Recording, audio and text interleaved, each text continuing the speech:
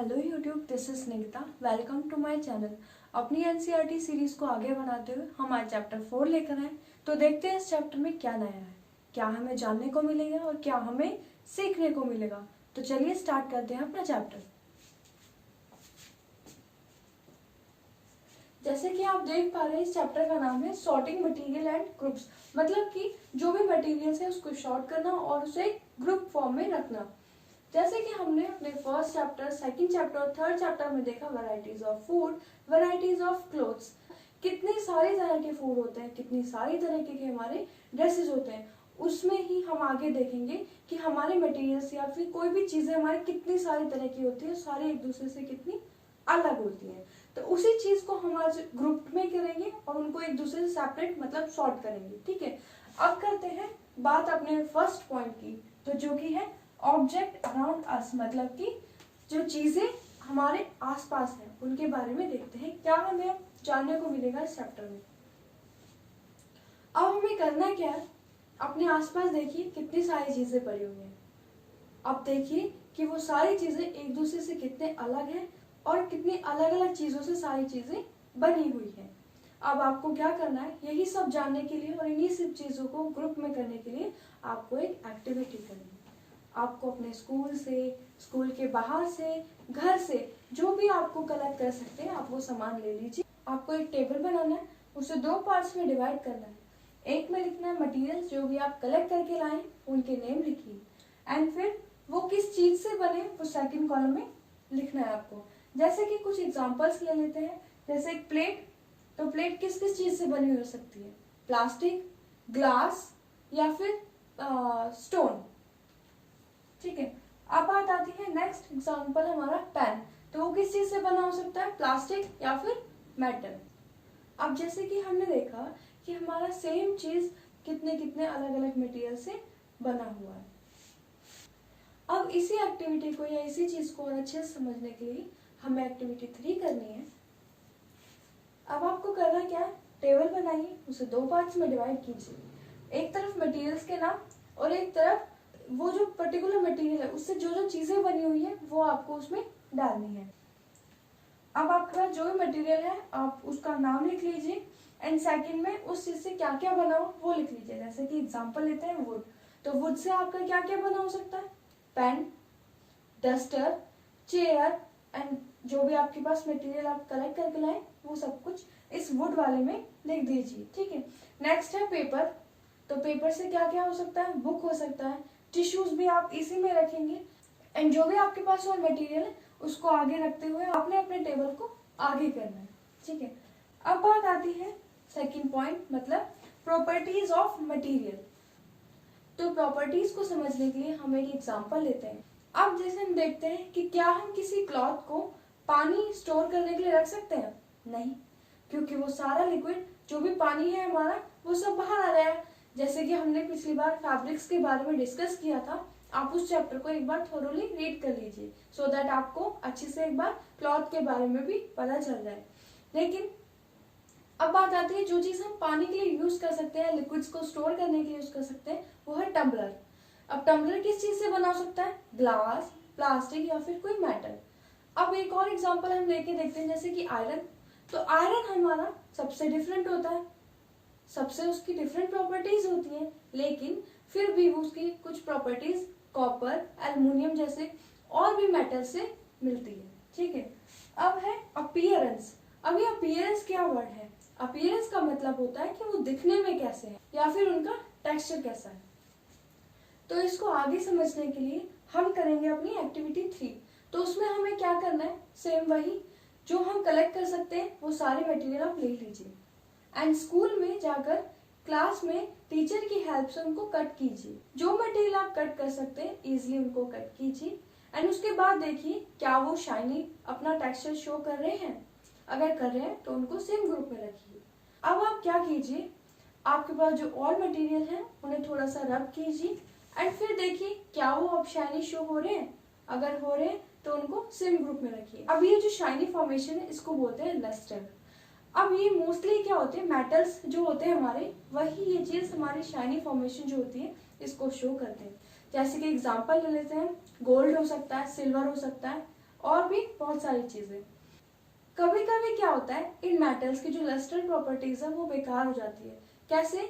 Air से या फिर वाटर से। हम क्या करते हैं, उनकी प्रॉपर्टीज को जानने के लिए उन्हें कट करते हैं या फिर रब करके देखते हैं। तो अब अपने नेक्स्ट पॉइंट को देखते हैं, हार्डनेस, सॉल्यूबल एंड इनसॉल्यूबल। अब ये क्या चीज है? अब हमारे पास जो मटेरियल है, जैसे कि हमने पहले कलेक्ट किया था, उनको थोड़ा सा प्रेस करके देखिए, स्ट्रेच करके देखिए, क्या वो हो रहे हैं। जैसे आप प्रेस करेंगे तो कुछ मटेरियल्स आपसे प्रेस नहीं होंगे, स्ट्रेच नहीं होंगे, जैसे कि कोई मेटल की चीज हो सकती है। एंड कुछ चीजें आपसे हो जाएंगी, जैसे कि रबर वाली चीजें या फिर कोई भी इजीली प्रेस होने वाली चीजें हो सकती हैं। ठीक है, इसका मतलब क्या है कि वो हार्ड है।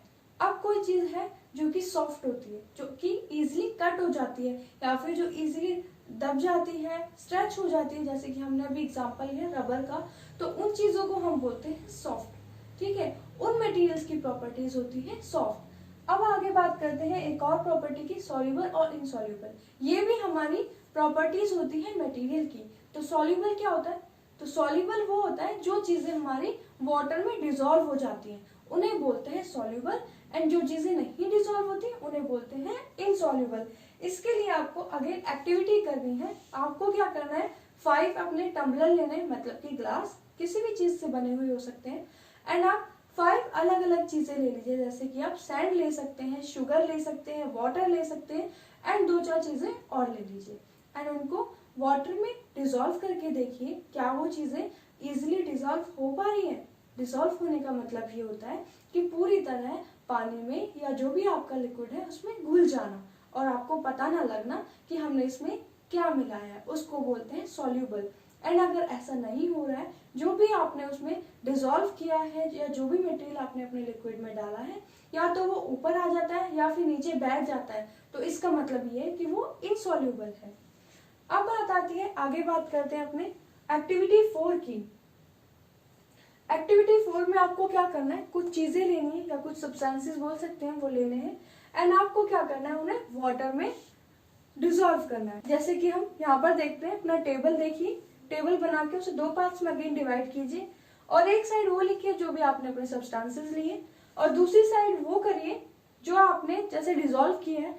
और डिसॉल्व करने के बाद अगर आपको वो चीजें उसमें घूमती हुई, तैरती हुई या फिर नीचे रखी हुई दिखाई दे रही है, तो उन चीजों के नाम लिख लीजिए।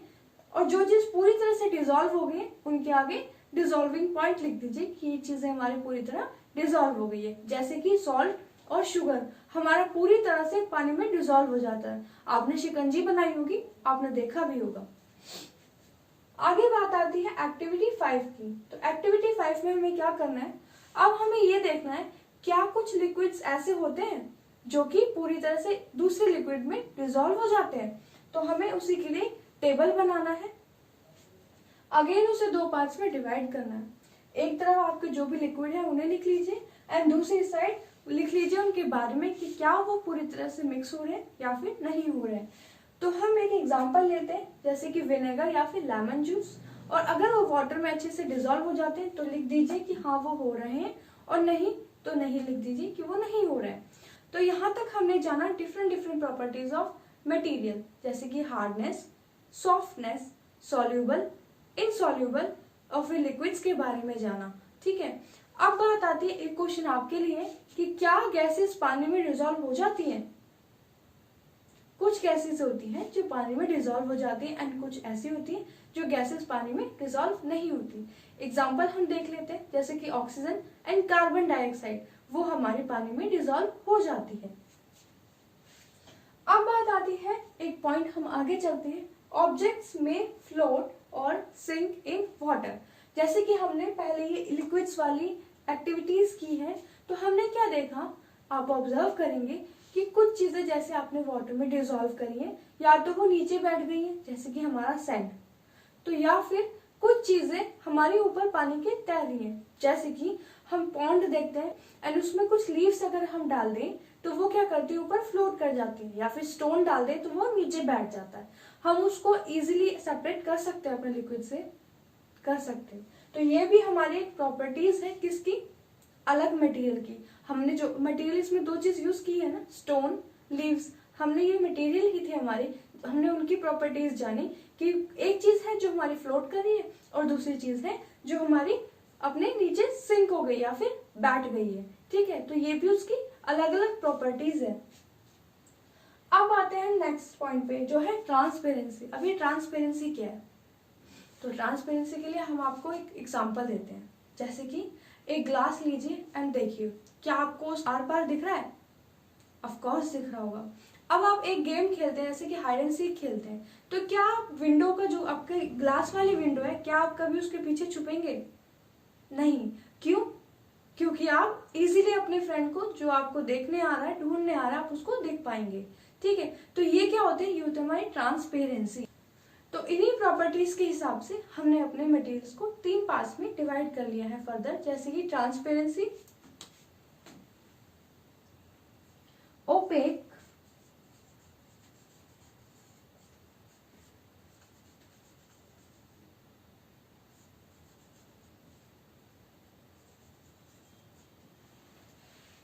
Transparency, opaque and translucent. अब ये क्या चीजें होती हैं?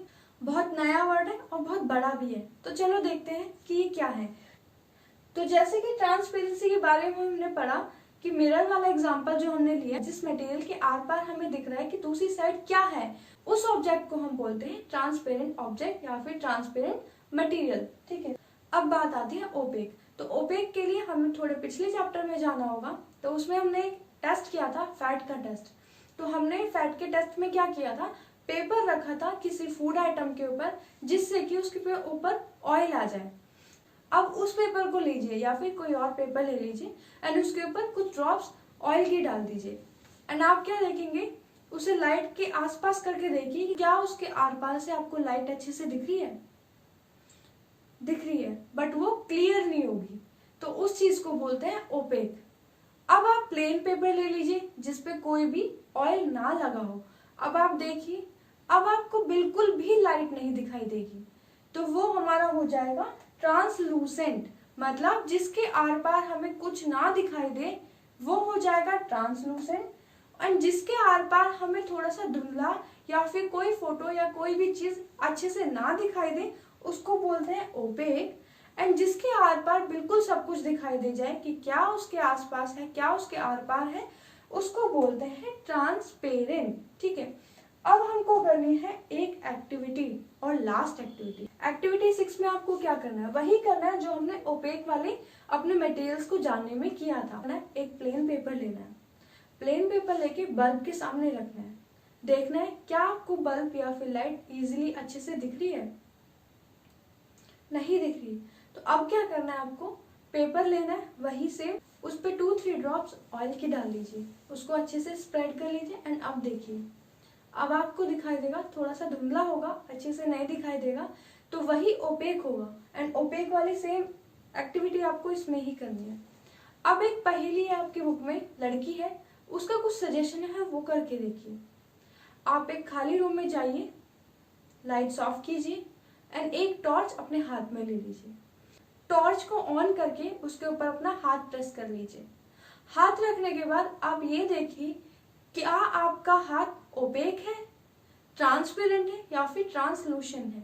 ये क्वेश्चन आपके लिए है और ये छोटी सी एक्टिविटी आपको करके देखनी है और ये देखनी है कि आपका जो हाथ है वो कौन से मटेरियल में आएगा, ट्रांसपेरेंट, ओपेक या फिर ट्रांसलूसेंट। तो आज का हमारा चैप्टर यहीं खत्म होता है। हमने अपने कुछ मटेरियल्स के बारे में जाना, उनकी प्रॉपर्टीज जानी एंड आसपास हमारे जो कुछ भी रखा है हमने उनके बारे में जाना। इस चैप्टर से हमें थोड़ी सी नई जानकारी मिली, तो अब ये सारी एक्टिविटी कीजिए और अपने नॉलेज को थोड़ा सा एनहेंस कीजिए। अगर आपको ये वाली वीडियो अच्छी लगी हो तो इसे शेयर कीजिए अपने फ्रेंड्स के साथ ताकि उनकी भी हेल्प हो सके। लाइक कीजिए हमारी इस वीडियो को एंड सब्सक्राइब कीजिए हमारे चैनल को ताकि आपको आने वाले वीडियोस भी अपडेट मिलती रहे। Thank you.